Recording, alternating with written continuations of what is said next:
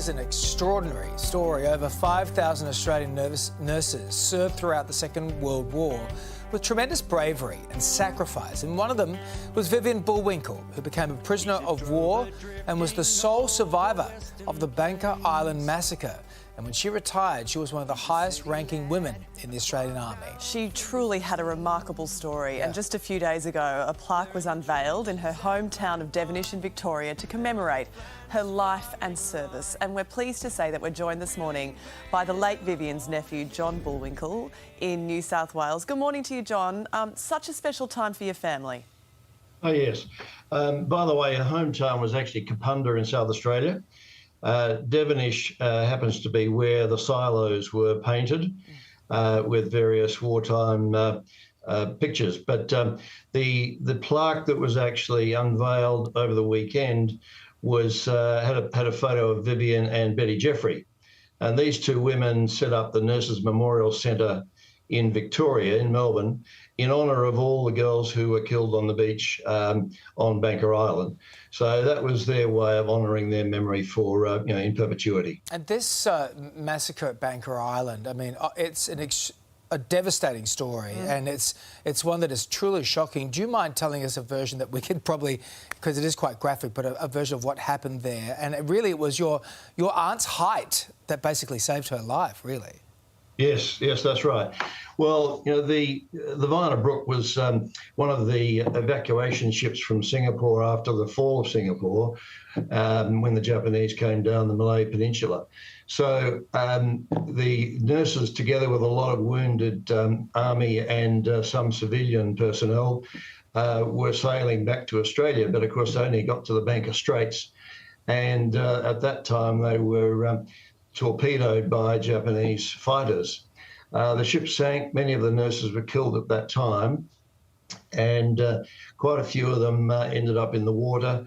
Many ended up in other parts of the Bunker Island itself. However, Vivian and her colleagues and some of the survivors ended up on Raji Beach. And anyway, after several days, they realised that they had to give themselves up. They went in search of the Japanese. The Japanese came back with a party of men who separated the male army personnel from all the nurses, bayoneted all of them, and then came back and lined the women up in the water and shot them from behind. As you say, Vivian was hit. The bullet went straight through her. She fell over. She thought, naturally enough, that whenever you were hit with a bullet, you were dead. But she was surprised to find that she wasn't dead, but she was certainly badly wounded. Feigned death, and then came to in the surf. All her colleagues were dead, and the Japanese had disappeared. So she then crawled into the jungle, survived for several days with one of the very badly wounded British soldiers. But eventually had to give themselves up. Of course, at that time, not revealing the fact that she'd survived the massacre. Otherwise, she would have been executed on the spot. So it was probably one of the worst atrocities in the war, of which there were many, of course. But given that these nurses were all army nurses with their Red Cross bands on, it was even worse, where Japanese were not taking prisoners. Just an atrocious story, isn't it?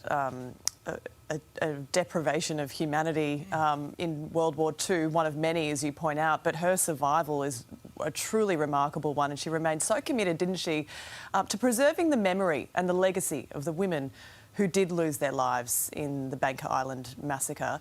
What does this recognition, and she was honoured in so many ways throughout her life, but what does this recognition this week mean to you and your family?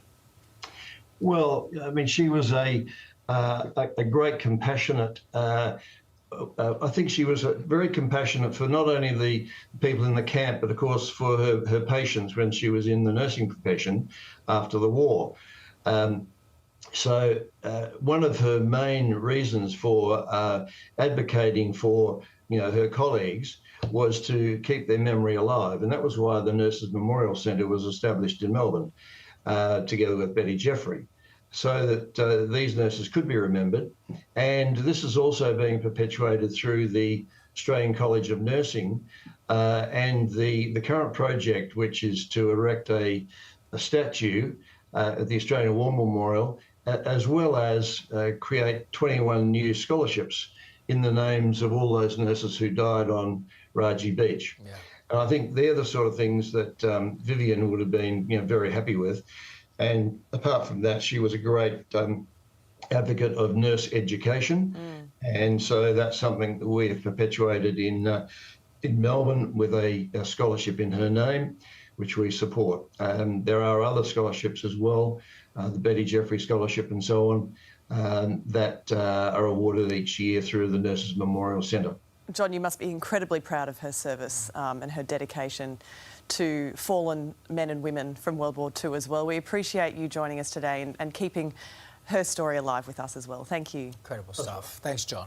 Welcome back. This morning, thousands of Australians have paid tribute to our fallen defence personnel at dawn services across the country, including our Prime Minister, Anthony Albanese, who made a heartfelt, a very moving address at the Australian War Memorial in Canberra. Yeah, let's get today's take on this with commentator Susie Ellerman and Nova's Tim Blackwell. Susie, it's Anzac Day. Tell us about what it means to you and how you celebrate it, and if you saw the Prime Minister's speech. I did see it, and I thought he did a great job. And Anzac Day is so important to me. My mum and dad and my oldest brother came here as refugees. My dad was a Holocaust survivor. He spent time in concentration camps, including Auschwitz. So for them to be able to come to Australia means that they were safe for the first time as adults. And the reason for that is because we've got people that have given their lives to protect this country. So Australia Day and Anzac Day means so much to me for that very reason, because we've been given a freedom and an opportunity to be in a country that is the best country on earth. And for us to take a little time out today to say thank you to those people is just... I tear up. Yeah, very much. I feel the same every Anzac Day, and so much of the sacrifices that we speak about today and the duty and the commitment is a huge part of the fabric of our society and our identity as a nation as well. And it's wonderful to see so many people, young and old, turning out to services today, not only as the years pass, but especially after COVID, which kept us apart for so many years. Absolutely. The dawn service is the most incredible, I don't know, it's about to call it a function. It's not a function, but it's... Gathering. A gathering, because it moves you. I went as a kid to the National War Memorial in Canberra with school, and I think that's the most important thing you can do if schools can do that for you. And my wife and I used to always go, when we first met in Perth, to the Kings Park one. And then I thought, I'm going to take my kids to the dawn service. I think that's the important thing to do, until, of course, you meet my 3 children, and that would be very disrespectful. Wait a few years. No, it's true. It's not for all kids at all the time. But it is important. I know friends of mine in Adelaide are taking their kids. They have no affiliation. They just go to pay respect, and that's such a good thing to see as well, and to remind ourselves to also take care of the veterans when they do come back. And I think that's the key, and that was one of the things that was in the Prime Minister's speech, that we just don't celebrate today or commemorate today, that we've got to think about those people 365 days of the year. We've had soldiers coming back that have got post-traumatic stress disorder. We've had too high a rate of suicide in our military. And I think today we should then catapult for the rest of the year to make sure that we do look after them, because what they've done for us. Those sacrifices very much exist today, don't they?